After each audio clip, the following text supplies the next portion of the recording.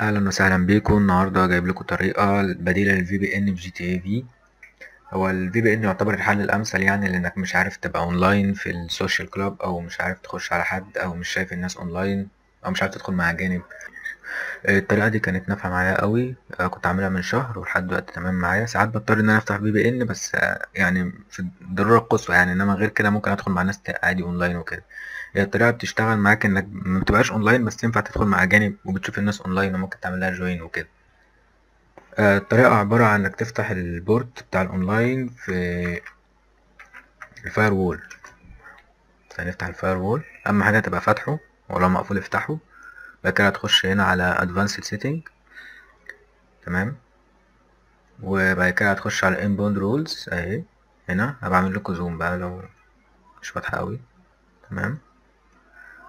وهتدور على جي تي اي في اللي هي جراند ثيفت اوتو في. تمام. هتلاقي معاك كتير عادي، ممكن تلاقي كتير اوي، ممكن تلاقي اتنين بس.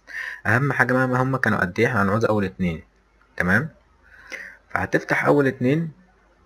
ممكن تلاقي في الديسكريبشن هنا مفيش الكلمة دي. تمام. اللي هي جراند ثيفت اوتو في، فانت هتكتبها. تمام.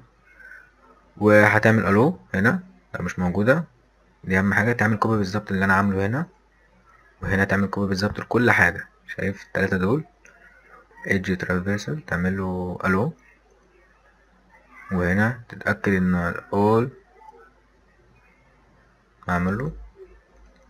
في تاني واحدة برضو نفس النظام، لو دي مش مكتوبة تكتبها، والو وانيبلد.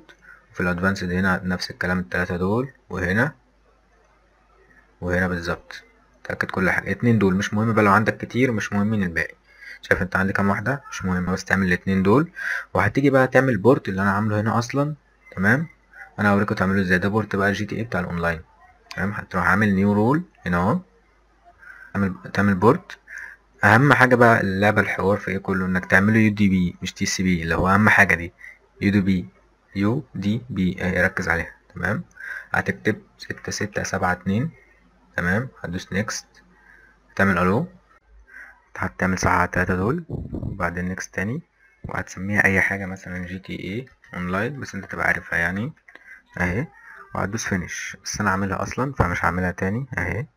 وبس، مش هتعدل عليها زي ما انا عملت على الاتنين اللي فوق، هتسيبها زي ما هي كده بس، وتقفل وتجرب بقى الجيم وتشوف إيه اللي هيحصل معاك. بس يعني انا بقول لكم حاجه كده، يعني هو الطريقه دي مثلا اللي ما بيحبش يستعمل في بي ان وكده، لو انت يعني ممكن تبطل لو انت مش حابب ان انت تستعمله.